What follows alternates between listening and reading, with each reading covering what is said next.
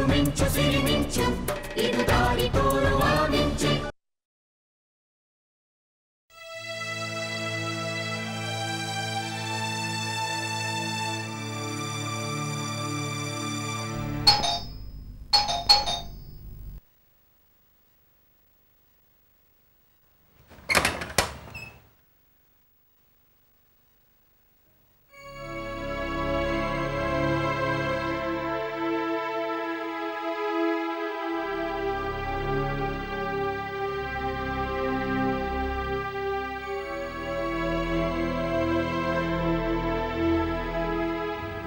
ಸಾರಿಕಾ,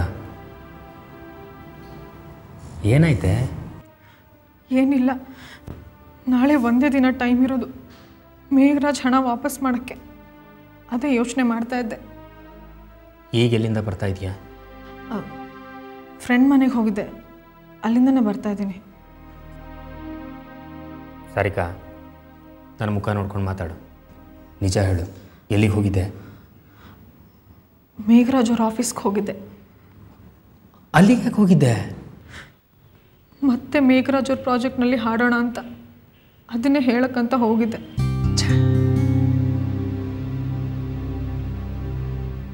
ಸರಿ, ಏನಾಯ್ತಲ್ಲಿ? ಹೀಗೆ Mohan ಅಡಿಗವ್ರ project cancel ಆಗಿದೆ. ನಾನಲ್ಲಿ ಹಾಡೋಕ್ಕಾಗ್ತಿಲ್ಲ, ಅದಕ್ಕೆ ನಿಮ್ಮ ಹಣ ಕೊಡೋಕ್ಕಾಗಲ್ಲ. ಮುಂಚೆ ನಿಮ್ಮ ಜೊತೆ ಮಾಡ್ಕೊಂಡಿದ್ದ ಕಾಂಟ್ರಾಕ್ಟ್ ಪ್ರಕಾರ ಹಾಡ್ತೀನಿ ಅಂತ ಹೇಳಿದೆ. ಅದಕ್ಕೆ ಮೇಘರಾಜ್ ಒಪ್ಪಲಿಲ್ಲ. ನೀ ಹಾಡೋದೇನು ಬೇಡ, ಹಣ ಬೇಕು ಅಂದ. ನಿನ್ನಂಥ ಸಿಂಗರ್ಸು 100 ಜನ ನನಗೆ ಸಿಗ್ತಾರೆ, ಹಾಗೆ ಹೀಗೆ ಅಂತ ತುಂಬ ಚೀಪಾಗಿ ಮಾತಾಡ್ಬಿಟ್ಟ. ಮಾತೇನು? ಆ ಮನುಷ್ಯನೇ ಚೀಪು. ಅವನಂತೋನು ಅಂತ ಗೊತ್ತಿದ್ದು ನೀನು ಯಾಕೆ ಮತ್ತೆ ಹಾಡ್ತೀನಿ ಅಂತ ಹೇಳೋದಕ್ಕೋದೆ? ಅವ್ರು ಎಂಥ ವೀಡಿಯೋ ಸಿಡಿಗಳನ್ನು ಮಾಡಕ್ಕೆ ಹೊಟ್ಟಿದ್ದಾರೆ ಅಂತ ಗೊತ್ತಿದ್ದು ನೀ ಅಲ್ಲಿ ಹೋಗಬಾರ್ದಾಗಿತ್ತು ಸಾರಿಕಾ. ಆ ಪ್ರಾಜೆಕ್ಟ್ನಲ್ಲಿ ಹಾಡೋದಕ್ಕೆ ನಿನ್ಗೆ ಮನಸ್ಸಾದರೆ ಹೇಗೆ ಒಪ್ಪುತ್ತೆ? ಮರ್ಯಾದೆ ಇಲ್ಲದಿರೋ ಕಡೆ ಹಾಡ್ತೀನಿ ಅಂತ ಹೋಗಿದೆಯಲ್ಲ.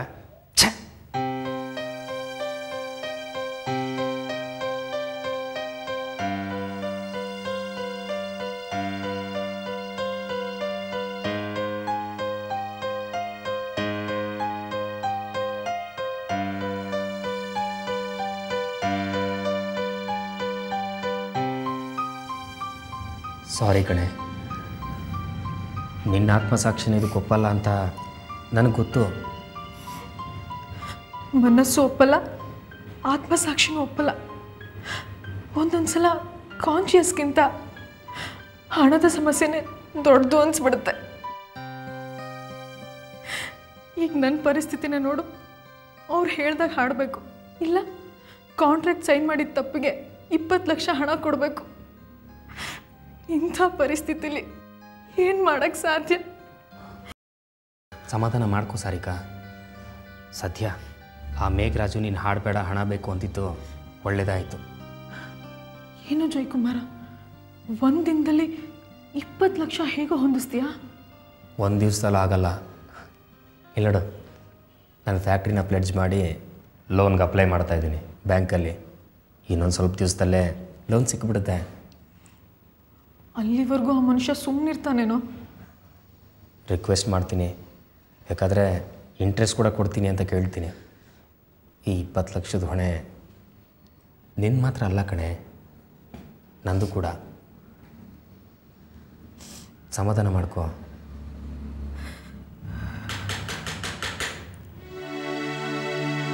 ಹಾಯ್.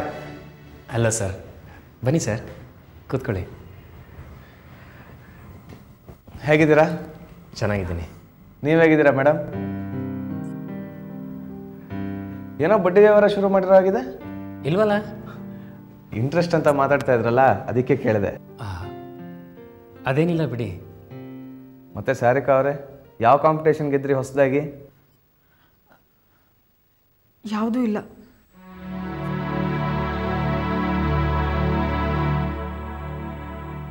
ಯಾಕ್ರಿ ಡಲ್ ಆಗಿದ್ದೀರಾ?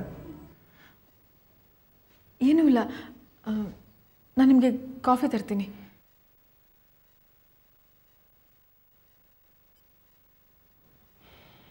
ಸಾರಿಕಾಗೆ ಏನೋ ಆಗಿದೆ ಅಂತ ಅವ್ರ ಮುಖಾನೇ ಸ್ಪಷ್ಟವಾಗಿ ಹೇಳ್ತಾ ಇದೆ.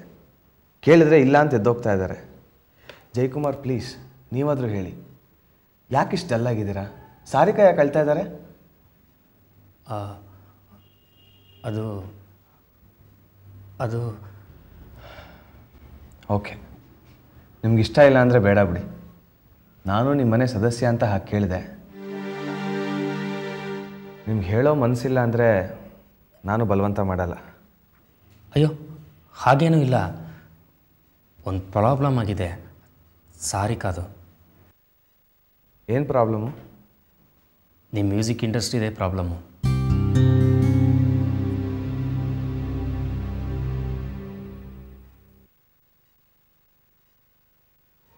ತಗೊಳ್ಳಿ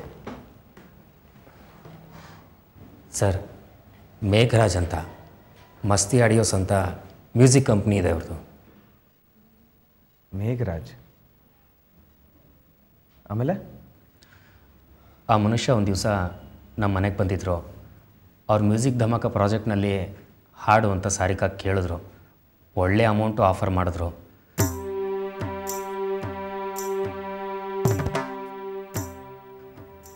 ವಿಡಿಯೋ CD ಬೇರೆ ಮಾಡ್ತಾಯಿದ್ದಾರೆ, ದೊಡ್ಡ ಪ್ರಾಜೆಕ್ಟು, ಒಳ್ಳೆಯ ಅವಕಾಶ ಅಂತ ಸಾರಿಕಾ ಹಾಡೋದಕ್ಕೆ ಒಪ್ಕೊಂಡ್ಲು. ಅವ್ರ ಕಾಂಟ್ರಾಕ್ಟ್ಗೂ ಸೈನ್ ಮಾಡಿದ್ಲು. ಆಮೇಲೆ ಏನಾಯಿತು? ಆಮೇಲೆ ಆ ಮೇಘರಾಜ್ ವಿಡಿಯೋ CD ಬಗ್ಗೆ ನಿಜವಾದ ವಿಷಯ ಗೊತ್ತಾಯಿತು. ಅದರಲ್ಲಿ ಹಾಕೋ ಡ್ರೆಸ್ಸು, ಸಾಹಿತ್ಯ ಯಾವುದು ಸರಿ ಇಲ್ವಂತೆ. ಗೊತ್ತು. ಆಮೇಲೆ ಏನಾಯಿತು? ಈ ವಿಷಯ ಗೊತ್ತಾಗೋಷ್ಟೊತ್ತಿಗೆ ನಮ್ಮ ಸಾರಿಕಾಗೆ ಮೋಹನ್ ಅಡಿಗ ಅವ್ರ ಭಾವಯಾನ ಪ್ರಾಜೆಕ್ಟ್ನಲ್ಲಿ ಹಾಡೋದಕ್ಕೆ ಆಫರ್ ಬಂತು. ಸಾರಿಕಾನು ಅದನ್ನು ಒಪ್ಕೊಂಡ್ಲು. ಆ ಮೇಘರಾಜ್ ಬಂದು ಕಾಂಟ್ರಾಕ್ಟ್ ಬ್ರೇಕ್ ಮಾಡಿದ್ದಕ್ಕೆ ನಿಮ್ಮ ಮೇಲೆ ಕೇಸ್ ಹಾಕಬೇಕಾಗತ್ತೆ, ಇಲ್ಲಾಂದರೆ ಕಾಂಪನ್ಸೇಷನ್ ಕೊಡಿ ಅಂತ ಗಲಾಟೆ ಮಾಡಿದ್ರು ಸರ್. Is it? ಭಾವಯಾನ ಪ್ರಾಜೆಕ್ಟ್ನಲ್ಲಿ ಬರೋ ದುಡ್ಡನ್ನು ಮೇಘರಾಜ್ ಅವ್ರಿಗೆ ಕಾಂಪನ್ಸೇಷನ್ ಅಂತ ಕೊಟ್ಟರಾಯ್ತು ಅಂತ ನಾವು ಅಂದ್ಕೊಂಡ್ವಿ. ಸರಿ, ಮತ್ತೇನು ಸಮಸ್ಯೆ? ಮೋಹನ್ ಅಡಿಗ ಅವ್ರ ಮಗ ಸುಧಾಂಶು ಹೋಗ್ಬಿಟ್ರಂತೆ ಅಮೇರಿಕದಲ್ಲಿ ಆಕ್ಸಿಡೆಂಟ್ ಆಗಿ. ಅದಕ್ಕೆ ಅಡಿಗ ಅವರು ಆ ಪ್ರಾಜೆಕ್ಟ್ನ ಕೈ ಬಿಟ್ಟಿದ್ದಾರೆ. ಈ ಮೇಘರಾಜ್ ನೋಡಿದ್ರೆ ನಾಳೆ ದುಡ್ಡು ಬೇಕೇ ಬೇಕು ಅಂತ ಕೂತಿದ್ದಾರೆ. ಅದಕ್ಕೆ ಏನು ಮಾಡಬೇಕು ಅಂತ ಗೊತ್ತಾಗ್ತೆ ತಲೆ ಕೆಡಿಸ್ಕೊಂಡು ಕೂತಿದ್ದೀವಿ ಸರ್.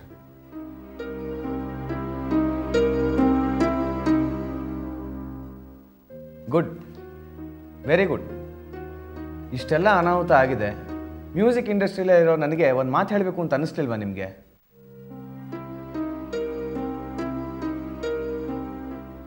ಅಲ್ರಿ ಸಾರಿಕಾ, ಆ ಪ್ರಾಜೆಕ್ಟ್ ಒಪ್ಕೊಳ್ಳೋಕೆ ಮುಂಚೆ ನನಗೊಂದು ಫೋನ್ ಮಾಡಬಾರ್ದಾ? ಹಿಂದೆ ಮುಂದೆ ಯೋಚನೆ ಮಾಡಿದೆ, ಕಾಂಟ್ರಾಕ್ಟ್ ಬೇರೆ ಸೈನ್ ಮಾಡಿದ್ದೀರಾ. ಆ ಮೇಘರಾಜ್ ಎಂಥ ಮನುಷ್ಯ ಅಂತ ಮೊದಲೇ ತಿಳ್ಕೊಬಾರ್ದಾ?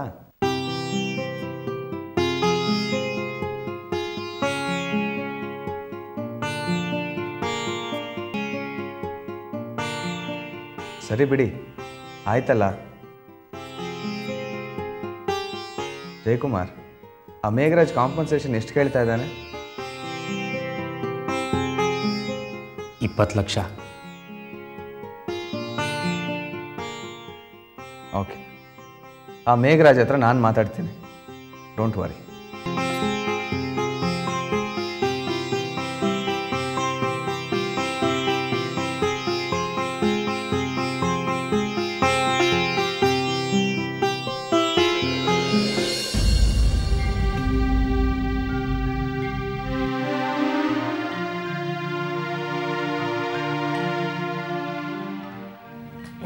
ಏನೋ ಮಗುವನ್ನ ಮಲಗಿಸ್ತೀನಿ ಅಂತ ಹೋದೆ, ಇಷ್ಟು ಬೇಗ ಮಲಗಿಬಿಟ್ಲ ನಿನ್ನ ಮೊಮ್ಮಗಳು?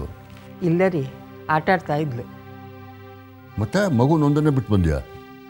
ಜಗದೀಶ ನೋಡ್ಕೋತೀನಿ ಅಂತ ಹೇಳ್ದ, ಅದಕ್ಕೆ ಬಂದೆ. ಓ ಸಿ. ರೀ, ನಮ್ಮ ಜಗದೀಶ ಈಗ ಮೊದಲಿನ ಹಾಗೆ ಮಂಕಾಗಿರಲ್ಲ. ಒಂದೊಂದ್ಸಲ ಚೆನ್ನಾಗಿ ಮಾತಾಡ್ತಾನೆ, ಮತ್ತೆ ಮೊದಲಿನ ಹಾಗೆ ಆಗ್ಬಿಡ್ತಾನೆ. ಡಾಕ್ಟ್ರ್ ಹೇಳಿದಾರಲ್ಲ ದಾಕ್ಷಾಯಿಣಿ, ಜಗದೀಶ ನಿಧಾನವಾಗಿ ಒರಿಜಿನಲ್ ಸ್ಥಿತಿಗೆ ಬರ್ತಾನೆ ಅಂತ. ನಾವು ತಾಳ್ಮೆ ಕಳ್ಕೋಬಾರ್ದು ಅಷ್ಟೆ.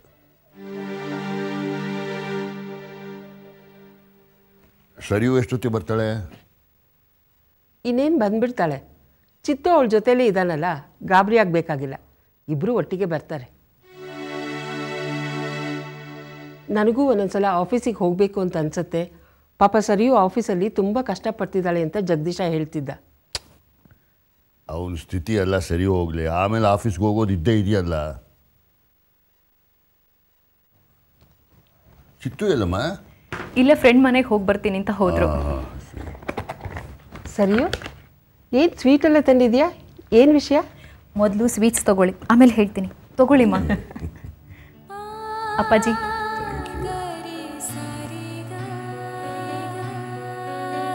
ನಾವು ತೊಗೊಂಡ ರಿಸ್ಕ್ಗೆ ಈಗ ಪ್ರತಿಫಲ ಸಿಗ್ತಾ ಇದೆ. ಪ್ರೊಡಕ್ಷನ್ ಕಂಟಿನ್ಯೂಸ್ ಆಗಿ ನಡೀತಾ ಇದೆ. ಕಂಪ್ನಿ ಫೈನಾನ್ಷಿಯಲ್ ಪೊಸಿಷನ್ ತುಂಬ ಚೆನ್ನಾಗಿದೆ. ಲೇಬರ್ಸ್ ಎಲ್ಲ OT ಮಾಡ್ತಾ ಇದ್ದಾರೆ. ಒಳ್ಳೆ ಪ್ರಾಫಿಟ್ ಬರ್ತಾ ಇದೆ. ಇದುವರೆಗೂ ನಾವು ಕಳಿಸಿರೋ ಕನ್ಸೈನ್ಮೆಂಟ್ನಲ್ಲಿ ಏನಿಲ್ಲ ಅಂದರೂ 15ರಿಂದ 18 ಕೋಟಿ ಲಾಭ ಬರುತ್ತೆ ನಮಗೆ. Very good. 18 ಕೋಟಿನಾ? ಅದರಲ್ಲಿ ನಮ್ಮ ಪಾರ್ಟ್ನರ್ಸ್ ಇದ್ದಾರಲ್ಲ, UK ಸರ್ಜಿಕಲ್ಸ್ನವರು, ಅವರಿಗೂ ಶೇರ್ ಕೊಡಬೇಕಾ ಅದರಲ್ಲಿ? ದಾಕ್ಷಾಯಿಣಿ, ಅವಳು ಹೇಳಿದ್ದು ನಮ್ಮ ಪಾಲಿನ ಲಾಭನೇ 18 ಕೋಟಿ ರೂಪಾಯಿ ಅಂತ. ಇನ್ನೊಂದು ಕನ್ಸೈನ್ಮೆಂಟ್ ಇದೆ ಇಂಗ್ಲೆಂಡ್ದು, ಈ ವಾರದಲ್ಲಿ ಹೋಗ್ತಾ ಇದೆ. ಅದ್ರ ಲಾಭ ಇದ್ರ 2ರಷ್ಟು ಬರುತ್ತೆ. ಕಂಗ್ರಾಟ್ಸ್ ಸರಿಯು, ಬಹಳ ಸಂತೋಷ ಆಗ್ತಾ ಇದೆ. ನೀನು ಕಂಪ್ನಿ ವಿಷಯದಲ್ಲಿ ತೆಗೆದುಕೊಂಡಿಯಲ್ಲ ನಿರ್ಧಾರ, ಅದು ಕರೆಕ್ಟ್ ಆದದ್ದು. ಅದಕ್ಕೆ ಇವತ್ತು ನಮ್ಮ ಕಂಪ್ನಿ ಉಳಿದು ಈ ಸ್ಥಿತಿಗೆ ಬಂದಿದೆ. ಹಾಗೇನಿಲ್ಲ ಅಪ್ಪಾಜಿ. ಆ ಸಮಯದಲ್ಲಿ ಮತ್ತೀಗಲೂ ನೀವು, ಅಮ್ಮ, ಚಿತ್ತು ಎಲ್ಲ ನನ್ನ ಜೊತೆಯಲ್ಲಿದ್ರಿ. ನಿಮ್ಮೆಲ್ಲರ ಸಹಕಾರದಿಂದಲೇ ಇದೆಲ್ಲ ಸಾಧ್ಯ ಆಗಿದ್ದು. ನೀವು ಜೊತೆಯಲ್ಲಿ ಇಲ್ಲದೆ ಇದ್ದಿದ್ರೆ ಇದ್ಯಾವುದು ನನ್ನಿಂದ ಆಗ್ತಾ ಇರಲಿಲ್ಲ.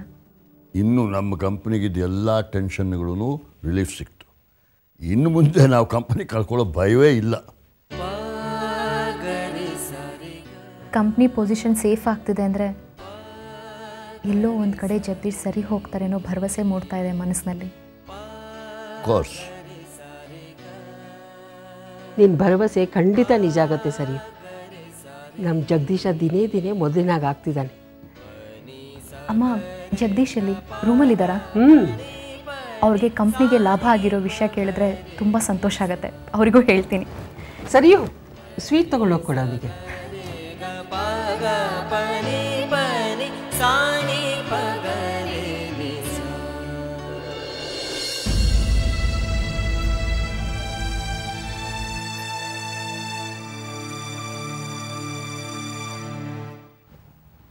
Excuse me. Hello, DK.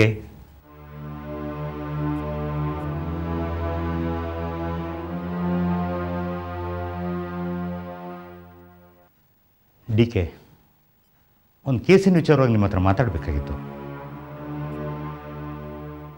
Rajiv Sharma case. ಪೇಪರ್ನಲ್ಲಿ ನೀವು ಈ ಬಗ್ಗೆ ಎಲ್ಲ ಓದಿರ್ಬೋದು. ಬೇಕಿದ್ರೆ ನಾನು ಎಲ್ಲದನ್ನು ಎಕ್ಸ್ಪ್ಲೈನ್ ಮಾಡ್ತೀನಿ. ಆದರೆ ನೀವು ಈ ಕೇಸಿನ ಬಗ್ಗೆ ಪ್ರಯಾರಿಟಿ ಕೊಡಬೇಕು. ಐಸೆ, ನಿನ್ನನ್ನು ಯಾರು ಒಳಗೆ ಬರಕ್ಕೆ ಹೇಳಿದ್ದು? ಅಪಾಯಿಂಟ್ಮೆಂಟ್ ಇದೆ ನಿನ್ನ ಹತ್ರ? ಹಾಂ, ಅಪಾಯಿಂಟ್ಮೆಂಟ್ ಇಲ್ಲದೆ ಒಳಗೆ ಬಂದಿದ್ದು ಅಲ್ಲದೆ ನನಗೆ ಡಿಸ್ಟರ್ಬ್ ಮಾಡ್ತಾ ಇದೆಯಾ? ನಾನು ಏನು ಮಾಡ್ತಾ ಇದ್ದೀನಿ ಅಂತ ಕಾಣ್ತಾ ಇಲ್ವಾ ನಿನಗೆ? Get out.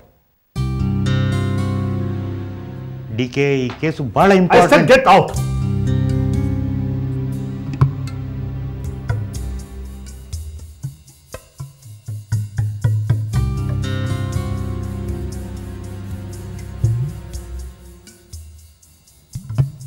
Rajiv Sharma,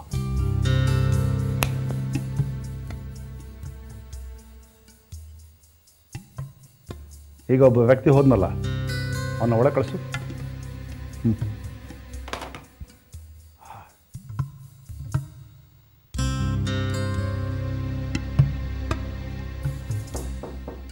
ಕಮೇನ್. Thank you. ಬರೋದಕ್ಕೆ ಹೇಳಿದ್ರಂತೆ? Thank you.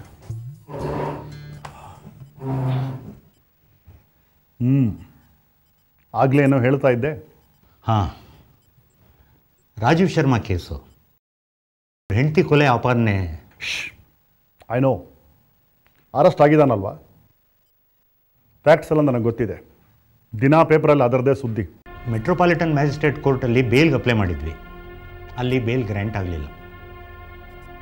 ಈಗ ಕೇಸು ಸೆಷನ್ಸ್ ಕೋರ್ಟಿಗೆ ಕಮಿಟ್ ಆಗಿದೆ. ಚಾರ್ಜಸ್ ಕೂಡ ಫ್ರೇಮ್ ಮಾಡಿದ್ದಾರೆ. ಪೊಲೀಸ್ನವರು ಚಾರ್ಜ್ ಶೀಟನ್ನು ಕೋರ್ಟಿಗೆ ಸಬ್ಮಿಟ್ ಮಾಡಿದ್ದಾರೆ. Cut that and come straight. ಕೋರ್ಟಲ್ಲಿ ಏನು ಪ್ರೊಸೀಡಿಂಗ್ಸ್ ಆಗಿದೆ ಅನ್ನೋದು ನನಗೆ ಬೇಕಾಗಿಲ್ಲ. ನಾನು ತಗೊಂಡ ಕೇಸ್ಗಳ ಪ್ರೊಸೀಡಿಂಗ್ಸು ನಾನು ಹೇಳಿದ ಪ್ರಕಾರ ನಡೆಯುತ್ತೆ. ಇದರಲ್ಲಿದೆ. ಇಂಟ್ರೆಸ್ಟಿಂಗ್. ಡಿ ಕೆ, ಬೇರೆ ಲಾಯರ್ ಆಗಿದ್ದರೆ ಈ ಕೇಸಿನ ಮೆರಿಟ್ಸ್ ಬಗ್ಗೆ ನಾನು ಕೇಳ್ತಾ ಇದ್ದೆ.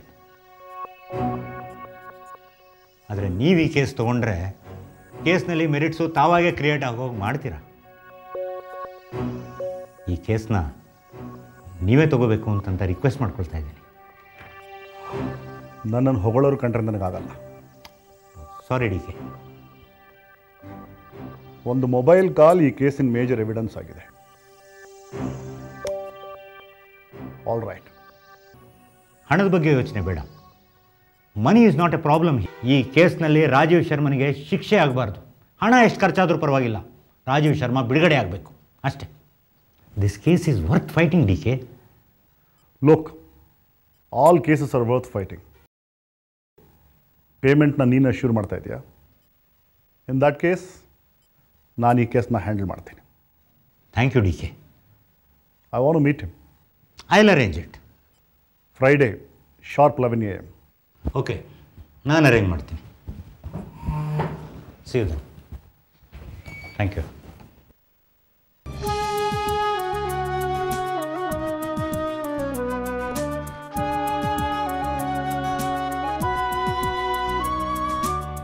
ಸೋಲಿನಲ್ಲೂ ಎಲ್ಲ ಮೀರಿ ಮಿಂಚಿ ನಿಂತೆಯ, ಬೆಳಕಿನಲ್ಲೂ ದೂರ ನಿಂತು ನೆರಳ ಕಂಡೆಯ. ಹೆಜ್ಜೆಯಲ್ಲಿ ಹಾದಿ ಮೂಡಿ ನೀಗಿ ಬಂಧನ, ನೀನೇ ಭೂಮಿ ನೀನೇ ಬಾನು ನೀನೇ ನಂದನ. ಮಿಂಚು ಮಿಂಚು ಸಿರಿ ಮಿಂಚು ಇದು ದಾರಿ ತೋರುವ ಮಿಂಚು, ಒಳ ಮಿಂಚು ಮಿಂಚು ಸುಳಿ ಮಿಂಚು ಇದು ಬೇಟೆಯಾಡುವ